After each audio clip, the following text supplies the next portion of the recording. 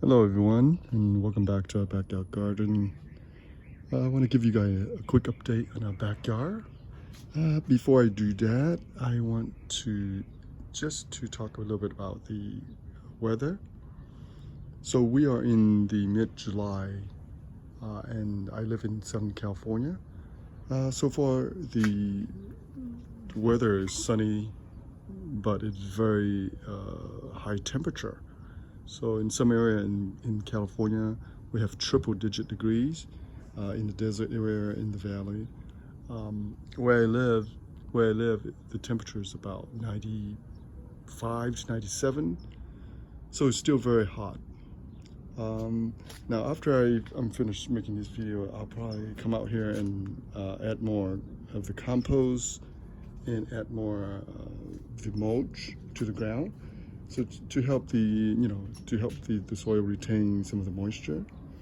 Some of my container plant here are really dry. Now they look better this week now. The soil is extremely dry. And even though, I water them daily, the water drained out from the bottom here. But the roots are not getting any of the moisture. The reason is very simple, because once you continue to water the container, the water somehow find a passage from top to bottom, and the water just leaked out. But the water never truly soaked through the soil down to the roots. I don't know if that makes sense. I wish I have some kind of animation to show you guys. So what I do is that it's very simple. I use a little stick here like this, okay? And I use this little stick here, this very sharp bamboo stick. I would poke holes down like this. Now, don't worry, you won't damage the root system, because some of these plants' root systems are very, very strong. And this tree here is mature enough to handle, but you won't damage the roots, I guarantee you. So what I do is I poke the hole like this, right? So I poke literally a lot of hole like this. And once I water the container, the water will go directly down from the top to the bottom. And the roots will actually, get some of the moisture. Hope that makes sense, because if you notice that every time you water the container, after a while, the water just drained out from the hole like that. So the soil is not really getting wet, only a little bit on the top, but the water will find, a passage, and it will just leak out from the drainage hole. All right. So anyway, let's continue with our videos. So my tomatoes are doing quite well. My cucumbers are actually doing the best. We've been harvesting so many cucumbers so far. So far they've been doing quite well. This is one of my tomatoes I think my relatives gave me. So now I realize this is a larger tomato. It's not a cherry tomato, which is good. So I need some different variety. So this look like a bigger variety of tomato, not cherry tomato. So it's really important. So this is one of the indeterminate variety. I can tell because the way it grows. You would like to remove a lot of the sucker in between. Okay, like this one here. I will remove some of this second too. All right. And of course the fennels is just growing crazy. They love the weather, love the heat, and they produce so many of this kind of flowers. All right, so here's our yellow pear. Oh, I saw some on the ground. Let me see if I can pick one up. Oh, look at that. Isn't that beautiful? Just beautiful looking tomato, huh? Yeah, sure are. But they're experiencing a little bit of yellow leaves. I suspect that it's due to uneven watering, or just the temperature fluctuation so much. But so far it looks like they're doing good. They're producing clumps and clumps of tomatoes. Look at that. and we have some here that's spiking up. So some of these yellow leaves here, I probably will come out here and prune them off. All right, because they won't, they won't turn green anymore. Some of them probably dying. So I'll put to prune them off to save the plants more energy so they can put into the fruit. This clump is beautiful, isn't it? Look at that. And of course, this is the cherry tomatoes. The cherry tomatoes experience a little bit the same thing. You can see here the brown, the yellow brown leaves. All right. On top it's all right, but somehow it's from the bottom. It's usually that's how it started. But this cherry tomato, this red one here, produced a lot of fruit. Oh my God. So what I would do is I was just gonna come out here and trim off a lot of, prune off a lot of branches because they're gonna grow so big. Now they're over 8 feet tall now on top, and everywhere you look, there's tomatoes. Remember I used to grow this single stem, so it's very easy to manage. This season, since I'm growing them in the ground, I allow, I think, 3 or 4 branches to branch out. But tomatoes, even though you prune off the branches, the sucker, they'll grow back. See that? And they'll produce very fast. That's all right. I'll come out here and I'll prune up the top. All right. So we come to the grapes. One of the unfortunate thing about the grapes is that all my grapes, all the fruit got destroyed, or maybe not destroyed, but they were eaten by. Look at that. Look at this. They were eaten by some kind of wild animals. I suspect we have a possum here. We do have a possum in the backyard somewhere. So right there. I'll show you later. And one of my relatives' CCTV camera capture, I guess, a mother possum with like six to 8 babies on her back, going back to the backyard at nighttime. So a possum usually, they're a night feeder. They come out at night when it's nice and cool. And I think this is the job of the opossum. I can tell you that. Look at this. Every one of them is all gone. Look at this. Everywhere you look. Look at this. All right. So I didn't have a chance to harvest the grapes, but too bad. I mean, too bad. So we'll try again next season. And you can see here next to it are the sage. The English terms, the sage. You can see there's a lot of holes throughout the foliage. Those are probably just insect. So again, I'll help the plant by pruning it off to manage it, because my garden's kind of overgrown with a lot of plants, and some of the herbs there are not infested, but are really bothered by the bugs. You can tell there. Okay. Okay, and here's this. Of course, it's the same. The Persian cucumber. They continue to put out more fruits. Like I think I forgot to harvest this too. And look at this. You can still eat it, but there's a lot of seeds inside. Certainly, it's not as good as when they are young and tender. So again, once I finish the video, I'll come here and add more fertilizer and compost. So also some of this mulch here to preserve the moisture, to retain the moisture in the soil. And you can see here, it's all sand. Look at this, it's all sand. All right. The raspberry, somehow it just doesn't do so well. And of course, I think I know the reason why.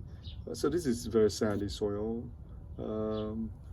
Raspberry, most of the berries, raspberry, blueberries, they like the acidic soil. So they need more acidic soil, and the pH should be a little bit, I guess, lower, right?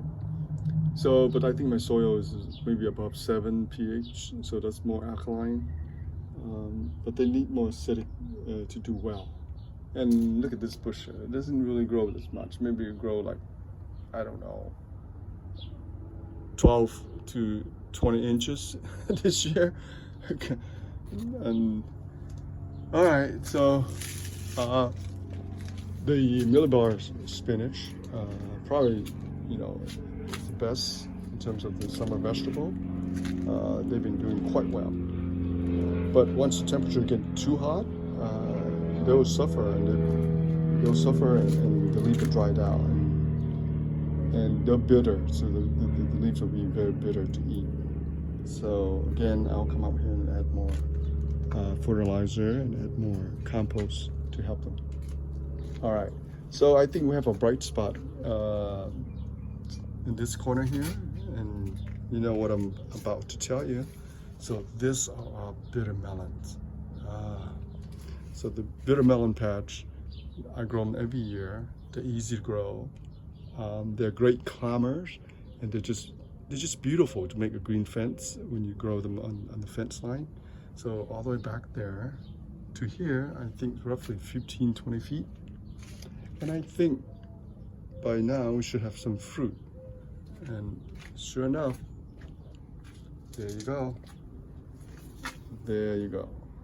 So, you know, I grow a lot of bitter melons every year, and there are, you know, a dozen varieties. But typically, you can break them down into two general broad category based on color. So one, it's the white bitter melon, which is kind of rare, and then there's green, right? I don't know if there's any other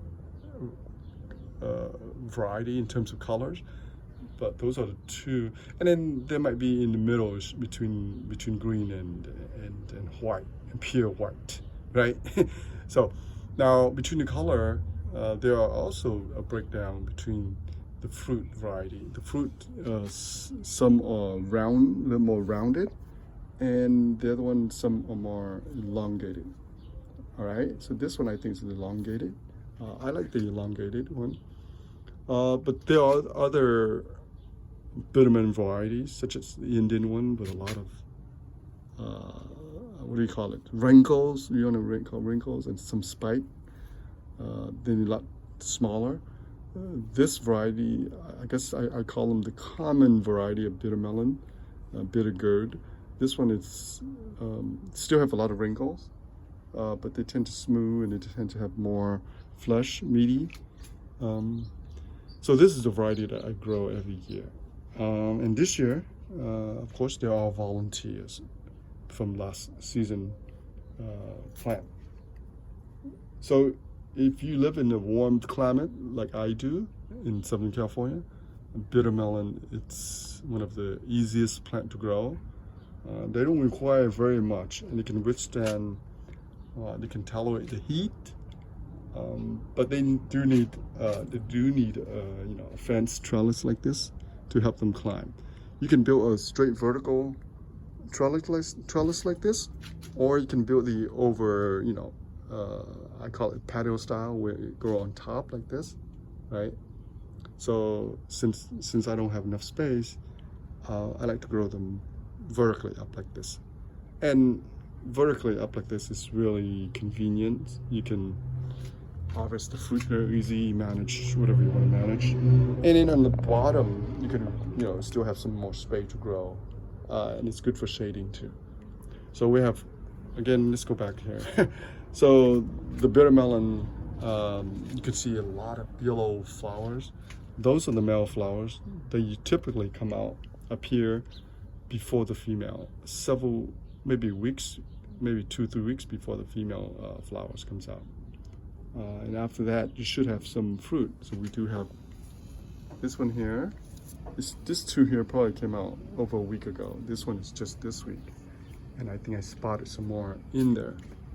Right there. All right, right there. Now, how big the bitter melon? It's really dependent on the plants and how much you know, nutrients, and how rich the soil. So the better the soil, the bigger the fruits. All right. I think that's Well, that's common sense, but again, some bitter melon fruits like the Indian one, they don't grow as big. They're probably like 6 inches. But some of this common bitter melon, the fruit can grow up to 12 inches. Like the one in my relatives, they grow so big. Oh, so we have more fruit here this week. Look at this. I spotted some more here. Now, typically the first sets of fruits are the most desired because the plants are still, in the stage of producing and they're strong, and the soil still contain more nutrients, right? Now, as the season progressed, the more they produce, the fruits tend to be not as good, if you want to put it that way. But there's a way around that. You just have to add, more fertilizer, compost to help boost the soil fertility, to increase the soil fertility, and the bitter melon, the vine will do just fine. Okay, so once they start growing, they can be very prolific. And if you look at the vine itself, you can tell that if they are growing so much, it's that the leaves getting smaller and smaller. So at the beginning, the leaves tend to be very big, right? Maybe 6 inches or more. Then once you continue to grow, then they tend to get smaller and smaller because obviously it's further away from the from the roots system. So obviously it's going to take more energy to grow those leaves. That makes sense. I hope that makes sense. Okay. And I'm looking at here. We are discovering we're finding a lot of fruit so far. So I think I spotted maybe a 10 so far, maybe. All right. So here's more fruit here. There's a couple in there that I was talking and I forgot where. Here's some more here. Here's some more here. Okay. They're just lovely looking fruit, I think, in my opinion. And they quite well camouflaged too. So you gotta able to, spot them. And once you spot them, just bring them to the front. Like this, I usually bring them to the front. So it's here, 1, 2, 3 here, right? So bring them to the front. But eventually, once you get bigger, you can spot them pretty easy. Like I said, I love bitter melon. I love the vine. I love the green foliage, and I love the vines, how it climbs up the trellis to make a green fence. Oh, here's some more here. So like this one here, see? If I put like the camera angle like this, you can't see them. So what I'll do is I'll usually turn the fruit to the front like this so I can spot them later on. Okay? I mean, I won't forget them once they go big. So we still have plenty of room for them to climb there. There's another 15 feet from here to over there. So each one of this, I think, is about 5 feet. Each one of this pole. So yeah, so there's plenty of room for them to grow. Here I spot another one. Oh, I spot 2. This one, oh, this one was hidden. I didn't see this one, big one. Look, there you go. And then, now when I see them hanging sideways or something like this, I usually free them up and let them kind of dangle down like this. Let the gravity pull them down like this. So they grow straight down like this with the little, I call it umbilical cord, like this. It's just beautiful looking plant, beautiful fruit, and the leaves are just beautiful. Okay, so that's pretty much for our video for today. I think I've been on the video too long. Once I'm done here, I will come out here and add more compost and mulch to the ground. So these are, I think I have about 10 here. I don't know, I lost count of the how many plants are in this section here. I think it's about 10. Here I think I have about 3 so far. That's a nice one. This is the really thick one. All right, so I think we are on our way to getting some of the bitter melons this season. They were a little slow to produce because June was the temperature was so cold, right? It was below average. And again, bitter melon need good warm weather. They are summer crops, so they need, I think, about 75 to 95. Those are, I think, the optimal degrees, temperatures for bitter melons. And that's it. They are easy to grow, beautiful vines. And if you love the taste, of course, it's bitter. It's an acquired taste. You will love bitter melon. All right, thanks again for tuning in to this video. Oh, there's lovely bees here. Look at this. Isn't it beautiful? So once we harvest this, we'll come out and make another video for you guys. All right, well, thank you for tuning in. I know it's been a long video, so hope you guys stay safe and cool and drink plenty of water. Thank you. See you back again.